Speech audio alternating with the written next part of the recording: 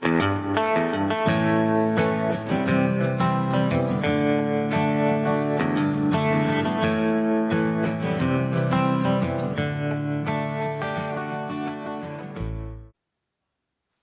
Tim, welcome back. Hey there, Fred. It's good to be back. Yeah, I'm sure. After a month away on the high seas, must have been Thousands of very miles. interesting. Yeah, I'm sure. Pretty much went halfway around the world. Yeah, Yeah, yeah. I know down to South America, Argentina, Brazil, and back. That's So a trip first unto into itself. Europe, and then Yeah, from Europe across the ocean into South America, and then up to scenic New Jersey and Connecticut, and then back down here to Florida. back down to Florida. You logged a Yeah, lot of miles, and a yeah. lot's gone on since you last were here. I know we did speak once when you were on the high seas, but for the most part, what are you thinking? Well, I thought of your old boss. I was watching one of your podcasts, and you were talking about Jim and Use the force. use the force. And I had lunch with him one time, and he said to me, you should be able to fire a guy more than once. That's right. And I said, well, what are you talking about, Jim? And he said, well, you fire a guy, and then you go into what you see what he's been doing, and you want to fire him again, but you can't get at him. And you realize that's all you can do to them. Yeah, That's right. and Yeah, and, and I think the country's in that spot now. We've been getting fed. Markets are all about trying to figure out where you're going. But you can't really figure out where you're going unless you know where you are. right. And we don't really know where we are in terms of the economic data that we've been getting fed bullshit for 3 years now. And Yep. sometimes we see revisions, and we've seen massive revisions. And I'm guessing that when we get in there and look, we're going to see revisions to the revisions.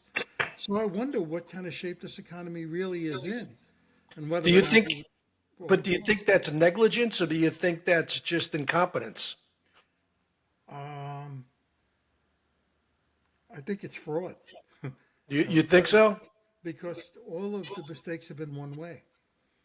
All Yeah, the data that we've seen tells us, well, things are great, and then we get a revision. Well, they weren't really so good, or they weren't good at all. But right. we haven't seen, oh, they were horrible, and maybe that's what's been happening. Who knows? We don't really know what it's going to look like. But I'd be very surprised if we see surprises on the upside. I just go back, you brought up that comment from Jim, and I thought about a comment that was made many years ago, talking about brokers and say the highest compliment you could pay these people is to accuse them of stealing because most of them aren't that clever. And I'm just wondering if the people in the BLS are that clever to arrange it that way, or if it's just incompetence. Yeah, I Oh, we would, I forget. would, I would be in agreement with that, except they're always one way. Yeah, I understand. You know? That's a fair point. That is a fair Anyway, point. that's what concerns me. Um, I think we've got a lot of optimism here and justified optimism. For the first time, people are talking about improving the budget. If I were Elon Musk, I would ask somebody, okay, make me a list of all the dead people that have cashed checks, Social Security checks, and are receiving Medicare benefits. Hmm. Give me the list of all those dead people, and tie it into death certificates and death, because I can't even imagine. There's armies of people that must be gaming the system. Well, I know Vivek, and I believe it was the Doge handle on X, where I don't know if it's necessarily Vivek or Elon or both, saying, "Give us a list of what you think needs to be cut and what we're cutting too much that you think is important, and we're going to filter through it and find it out." And I think that's one of them. You know, Well, if you look at the budget, I mean, all the talk has been cutting federal expenditures, but entitlements are more than two-thirds of the budget.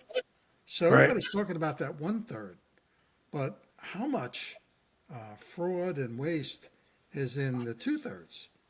And if you touch it, they immediately throw up their hands and say, "Oh my God, you're cutting Social Security, you're cutting entitlement." No, you're not.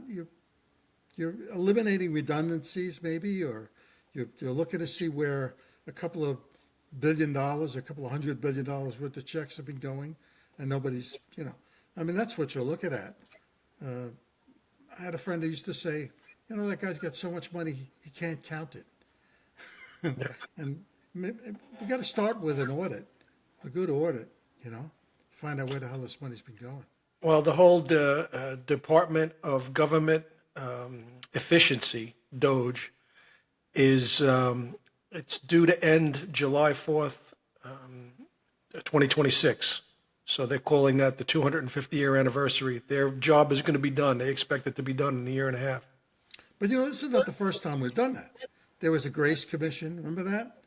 No, I don't remember that one. Grace Commission. I don't know if that was under. I mean, Reagan did it. We had we had a Grace Commission and recommendations, and I mean, Al Gore, Clinton was going to cut fraud. Al Gore was in charge of some vest. Now we've done this so many times, but we've never done it with a guy like Musk and a guy like Vivek. Yeah. And it looks like the country is about fed up with where we're heading. Oh yeah, I think that's obvious. What do you Yeah. think So Gates gets? yeah, I don't know. He's made a lot of enemies in Washington, which I guess is a good thing. You know, whether he gets approved, whether they do some backhanded deals to get him approved, I'm not sure how that's going to go. But he's certainly somebody that's he's not going to take a quiet no. He's going to keep pushing until he finds the answer he wants to get. Yeah. So I think first of all, if approved, and that's yeah, yeah, if it was in the House, he wouldn't get approved. right. He made a lot of enemies. And it looks like Thune, although he's somewhat of a rhino, it looks like Thune is ready to march along with the crowd and support Trump because he sees the handwriting on the wall. If you don't, it's Trump's party now. If you don't support Trump, you're pretty much out. So Right. my guess is Thune's going to do all he can to get him confirmed. If he does get confirmed, he's the guy that's going to go open the door and start turning the furniture upside down. I mean, I knew a guy who owned pit bulls, and he loved pit bulls. He thought they were great dogs. That some people are afraid of pit bulls. Yeah. and we just appointed one, or trying to get one appointed. Yeah. Well, we've appointed a couple. He's appointed a couple. Yeah, it's true. Yeah. I think this. I think a comparison. I'd like to see a picture of this cabinet superimposed over the old cabinet. To look at the differences between the two. Some of the comments I see in social media, don't talk to me about Matt Getz and Peter Hegsworth. Is that his name? The defense secretary? Yeah. And they show the picture of the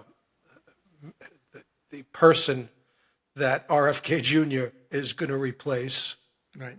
Right. And Admiral Levine and the other guy who was in charge of the nuclear waste. So don't talk to me about these two if you weren't going to talk to me about those two. Sam, I love them, Yeah. Well, what were you doing stealing that luggage? Well, I wanted to see how much nuclear waste could fit in a Givenchy bag. That's right. Yeah. What a It's bunch of engineers. This that's right. cabinet, I've never seen a cabinet quite like this. Somebody said it's like the NBA draft or the NFL draft.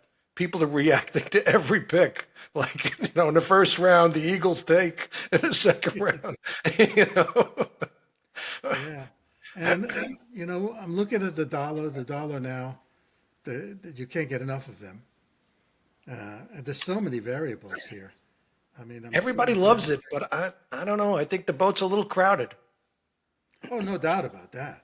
Yeah. No doubt about it. It's a crowded trade, but Gartman always used to say, you don't need selling to take a market down. You just need a lack of buying. yeah.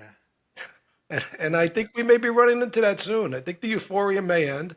We may start to sell off if you get a comment by Trump or Vance, like Vance has said many times on the campaign trail, that he wants to see a weaker dollar. Where does it go? Yeah, but how, suppose you were Treasury or Fed chair, how would you get the dollar lower? You can't push the rates down any lower. The market's backing up on you as you push rates down. So what would you do? Intervention, massive intervention? That was another old Gottman point from the 80s, 90s, where he used to say, intervention to support your currency never works. Intervention to weaken your currency always works. I'm not sure. I mean, if you're going to intervene, you got to print. And that's the only way you get the dollar down, is you print more of them. You know, you Put it can't out there. lower rates, so your interest rate differentials are not going to go in your favor. You've got other currencies that you're running against, and they got their own central bank issues. So how would you get it down? I mean, they say tariffs, but that's not going to do it. I mean, I don't think tariffs are going to, weaken the dollar. I don't see that. well, I don't know. And there is going to be capital inflows. Absolutely. I think you're going to I see. don't think you can hold it down.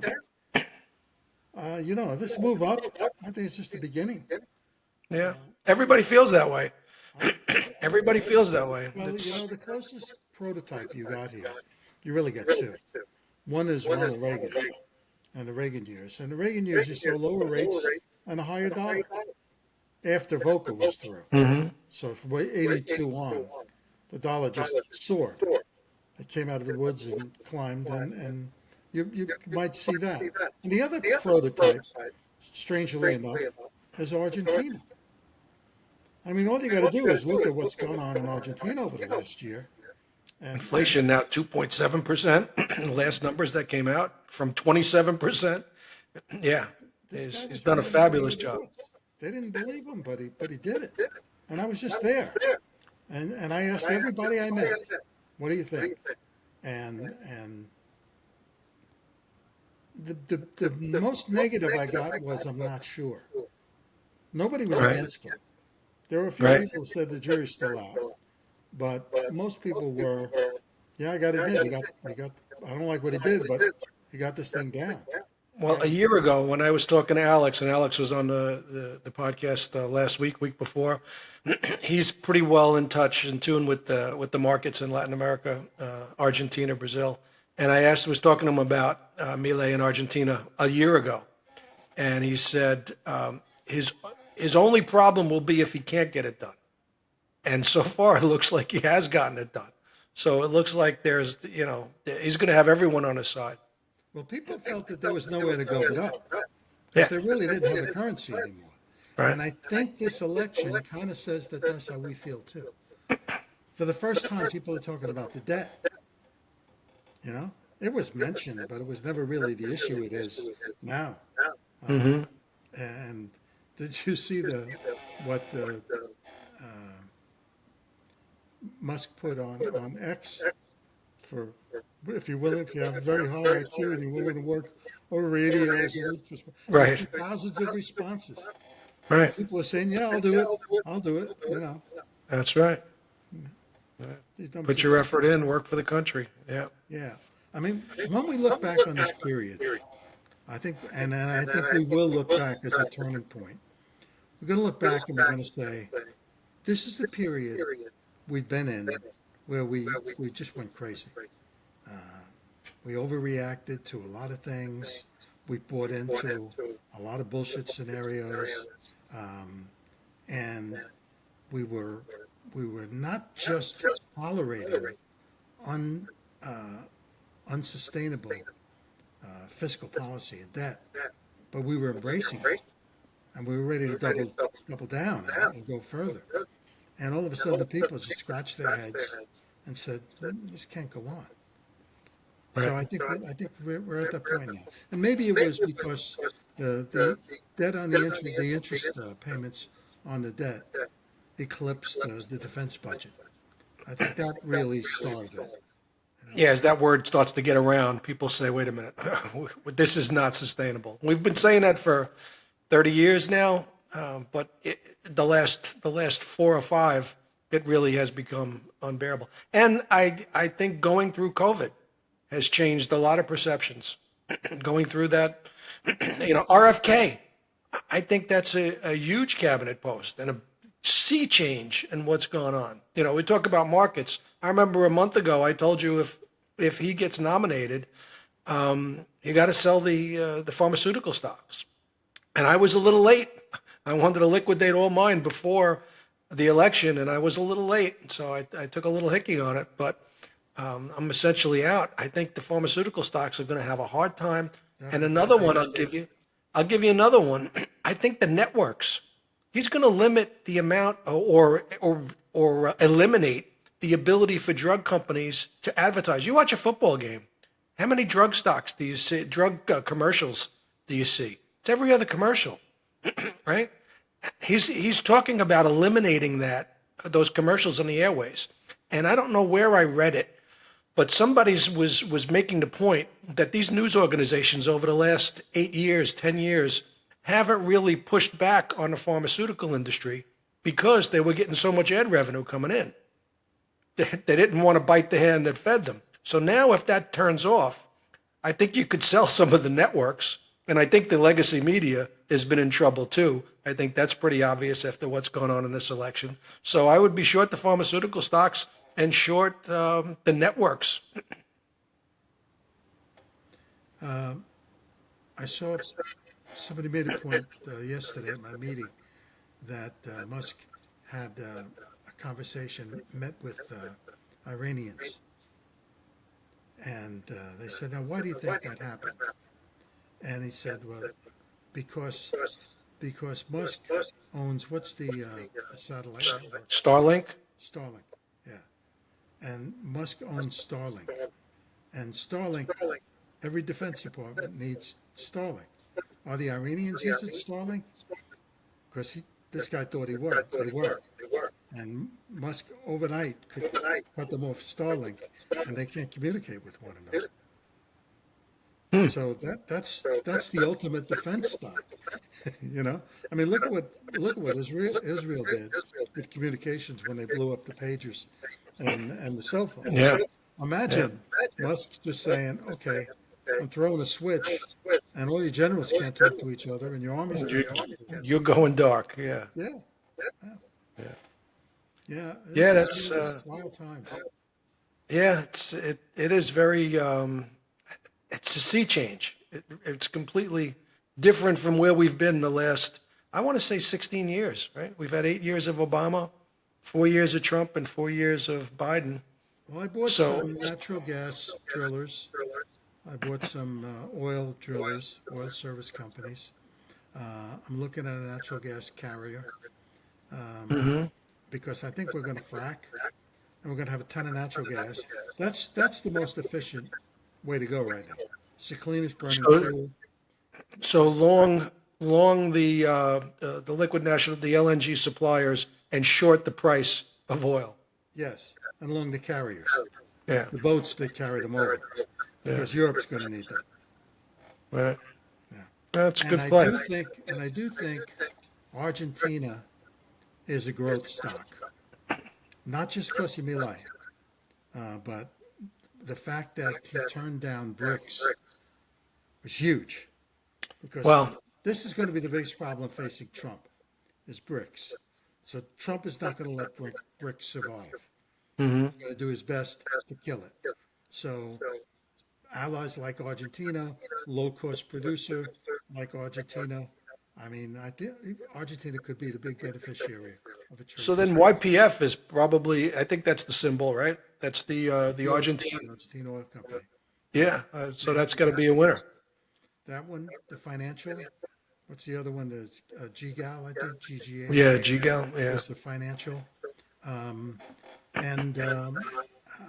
don't know. I mean, I don't profess to be an expert in Argentina, but I was just there, and I got to tell you, this is not. They're not your typical third world country anymore. You're in the second inning Yeah, of this it's not revitalization. a Yeah. republic. And if Trump decides to favor them, Trump's going to be in the market for low cost producers. China's the low cost producer, and he's got China at the end of his nose. So anybody who can replace China, like India, a low cost producer like coming out of South America, Mexico's a wild card. It was interesting that Milei was the first foreign dignitary to congratulate him and the first foreign leader to show up at Mar-a-Lago. I think he was there last night. He was there at Mar-a-Lago last night. I was just going to mention that. Yeah. Yeah. So I think that they're twins. They're coming together. He's Yeah. the prototype. I mean, I can Yeah. see him saying, you know where I ran into trouble? You know, Yeah. Donald, where I ran into trouble? I ran into trouble over here. And Right. Right. But the markets overall, so you're positive on the dollar. Are you positive on equities overall, or just specific sectors? like you say, it's a crowded trade. I think the multiples are out there reflecting present and future. I am a little concerned about finding some things we didn't know about, like industrial production, not really the number we think it is. We've been saying it is. The employment sector, we've been claiming it's strong, but first of all, a lot of it's a lie. And the second piece of it is it's all government employees. And if Musk takes an axe to that, you got areas like Virginia. You don't want to own Virginia real estate because Oh that's not yeah, that's yeah. not a place The to be. Washington, Maryland corridor Yeah, around yeah, Washington yeah. D.C. Yeah, Yeah. you don't want any stores in there. You don't want any franchises, nothing like that. That's not a geographical area that's going to be favored. And I think people are very euphoric, and it's reflected in the way we've gone. But I think you could buy sell-offs. Look for retreats and sell-offs. I like that natural gas, and oil service. And natural gas is the fastest response. Now, maybe Musk can pull a rabbit out of his hat, and you're going to see something in solar, or maybe he's got some kind of. But you can't bank on that. I saw an interview with him yesterday. It was put on X yesterday. I don't know when it was done, but the reporter was talking to him about subsidies for electronic for Tesla and electronic vehicles. He said, "No, do away with it." She said, "You don't think it'll help you? We don't want it. Do away with it. Do away with all subsidies." He says, "We didn't ask for it." He says, "The $7,500 that they're giving out, that the government was giving out, we didn't ask for it. It was GM wanted that." He says, "We didn't want it. You do away with it." He says, "And do away with all the subsidies for the oil, for the gas companies as well. Do away with all subsidies. That's what we need to do. Do away with all subsidies." Wow, And farmers, and that'd be a big deal for farmers. and the reporter kept pressing him on it, like, "You sure you don't?" "No, I don't want it. No, we don't need it. We don't need it." So I thought that was very interesting. Farmers, I guess, is a different story. I don't know how he's going to get that through, but it's going to be interesting. I mean, some It's really serious people in the fascinating. cabinet. You know, it's may you live in interesting times. These are it. This Hogan guy for the border, Yeah. he's a very serious guy.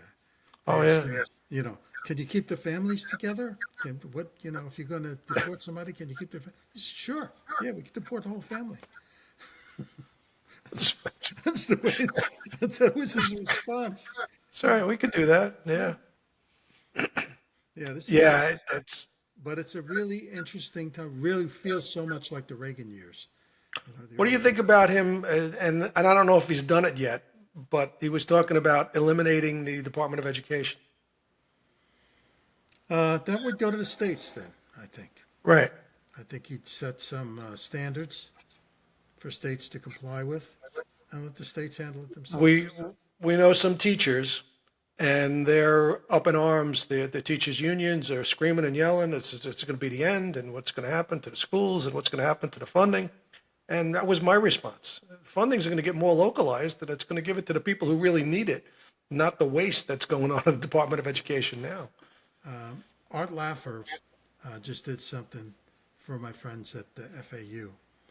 They had a luncheon, and I was invited, but I was still on the road. I was actually in New Jersey, and they asked Art if he wanted to be part of this administration in some fashion, and he said, "I'll do a voluntary advisory role."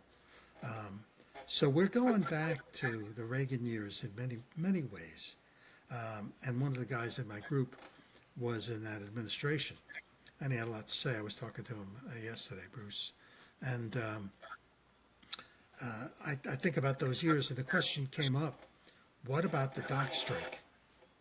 What about the dock workers? And my position was, he'll replace them. He'll replace them with the military. It's like Reagan and the air traffic controllers. And as I thought about my answer later, I thought, well, they weren't really government employees, were they? And the dock workers not government employees either. No. But he can present the replacement. I mean, he'll do a carrot and stick. Here's a deal for you, and it's a reasonable deal, and it's a good deal. But if you don't like it, we're going to replace you. Right. And I think that's the way it'll go. Because that's going to be, they'll cripple the economy if they go on strike, and he's not going to permit that. So I think we're right back to the air traffic controllers again. Remember those days well. Any talk, and I haven't heard any, seen anything about who he was going to tag for a Secretary of Treasury? There has been talk about it.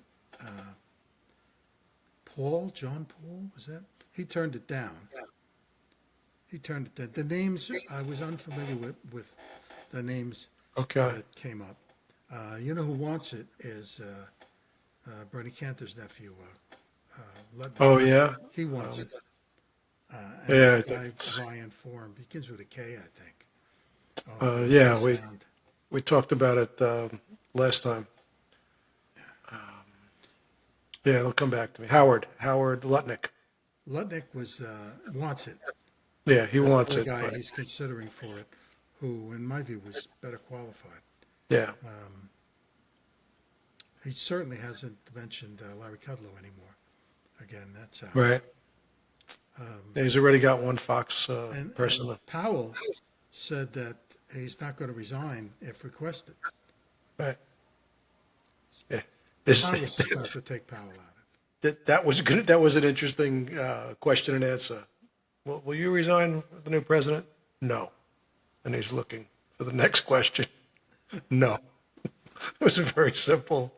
Yeah, No. he expanded on that, and he said he doesn't have the authority, but Congress has the authority. And Do they? yeah, Congress created the Fed. Don't forget. Well, the I Fed- thought, but I thought it was a term, and they have the ability to shut it down they have the inside ability- it. They have the ability to shut down the Fed. They could close the whole Fed if they want to.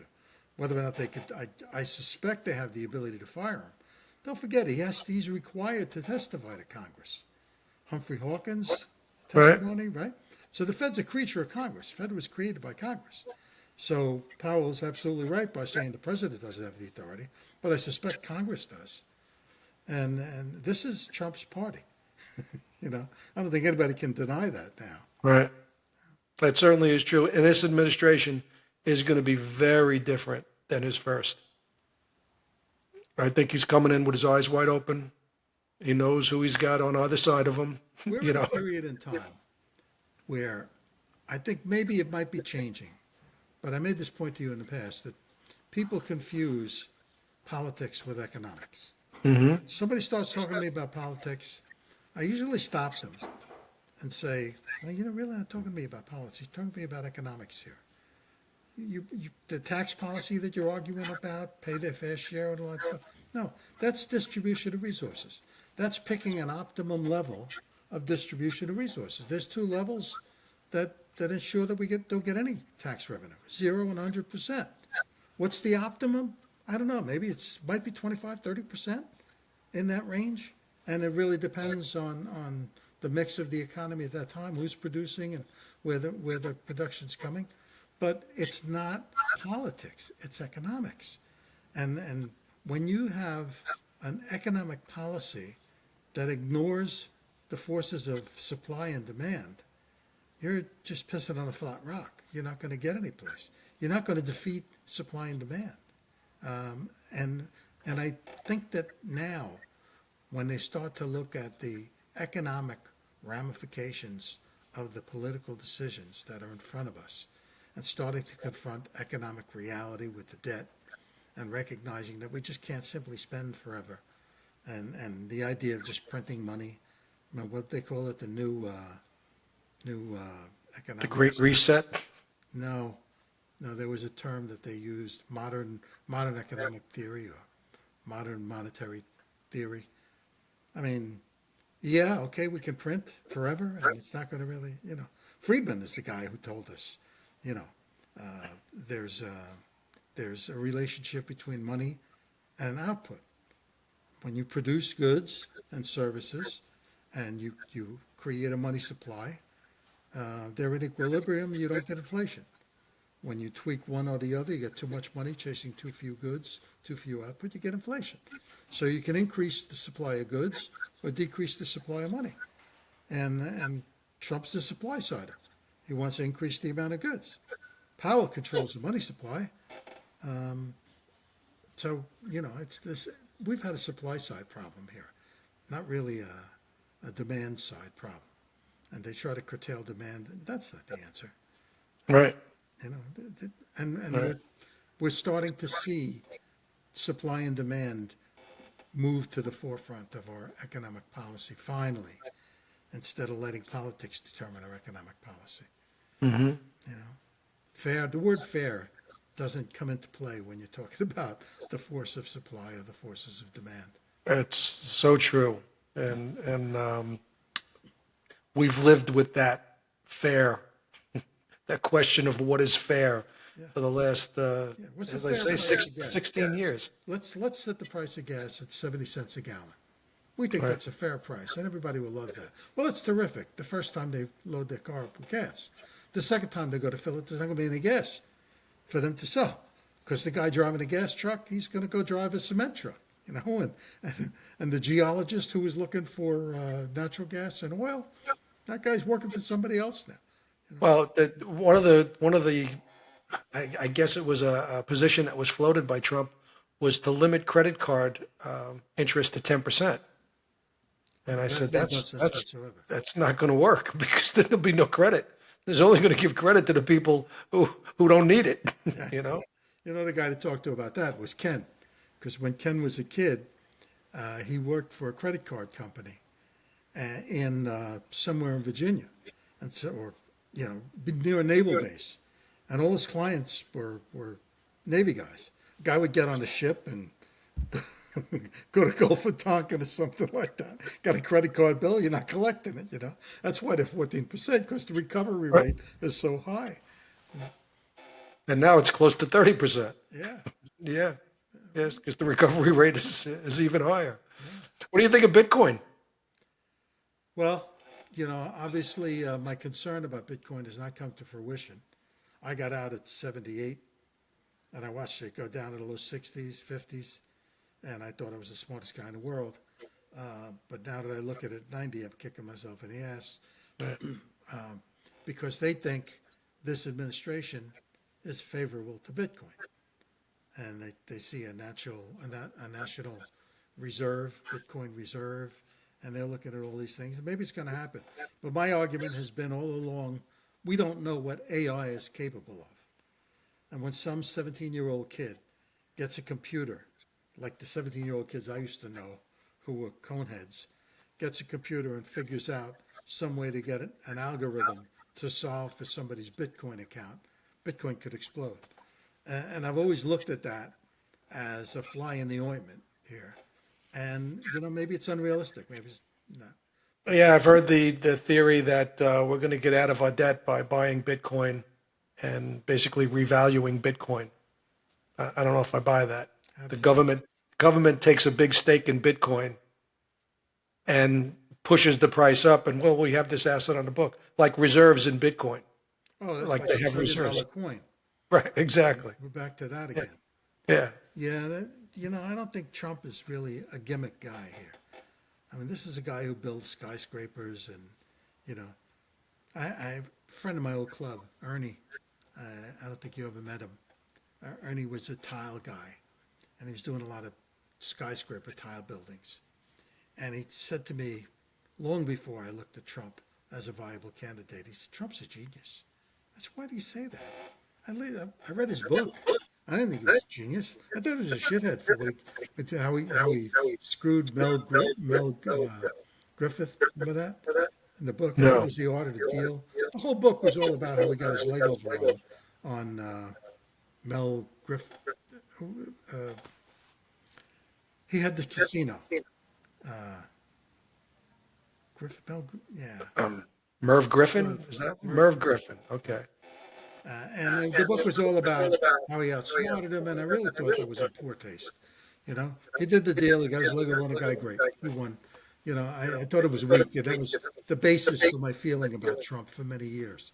And Ernie said to me, "Trump's a genius," and I said, "Why do you say that?" He said, "Do you know what it takes to build a skyscraper in New York City? Do you have any idea the kind of complications? The guy's got to run an organization to do it, and to be able to do it and come in under budget and come in time." He said, it's unthinkable that somebody could do that. And I started to look at Trump in a different light.